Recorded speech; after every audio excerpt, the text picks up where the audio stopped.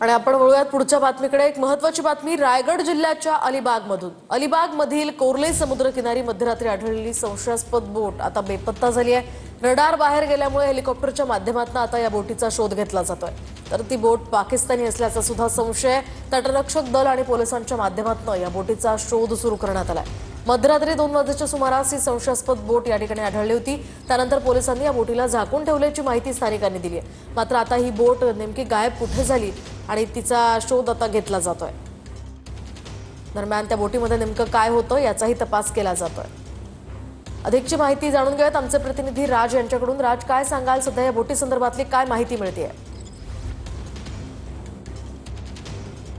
नक्कीच मोहिनीजी, आपण जर पाहिलं तर काल रात्री 2च्या सुमारास कोस्ट गार्डच्या रडारवरती जी संशयास्पद बोट आहे ती आली होती आणि त्यानंतर जी बोट जी आहे ती अचानकपणे गायब झालेली आहे। कोस्ट गार्ड मार्फत जो आहे तो अद्यापपर्यंत त्या बोटीचा जो आहे तो शोध सुरू आहे। एकंदरीत आपल्याला मिळालेल्या माहितीनुसार ती बोट जी आहे ती पाकिस्तानी असल्याचं समजतंय आणि विशेषतः बोटीमधून काही नागरिक जे आहेत ते देखील उतरल्याचं समजतंय।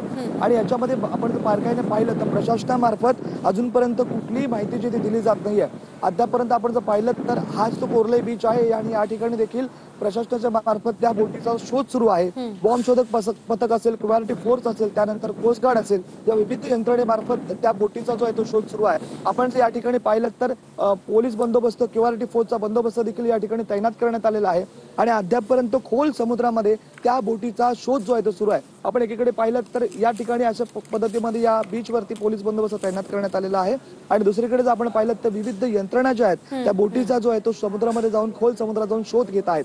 ती बोट जी आहे ती खोल समुद्रामध्ये एकंदरीत गेल्याचं देखील समजतंय, पण अद्यापपर्यंत प्रशासनाच्या मार्फत कुठल्याही ठोस जी भूमिका आहे ती घेतली जात नाही। प्रशासनामार्फत जी आहे ती ठोस माहिती जी आहे ती अद्यापपर्यंत दिली जात नाहीये। नक्कीच राज, या संदर्भातले अपडेट्स तुमच्याकडनं वेळोवेळी जाणून घेणार आहोत। तुर्तास धन्यवाद दिलेल्या या सविस्तर माहितीसाठी।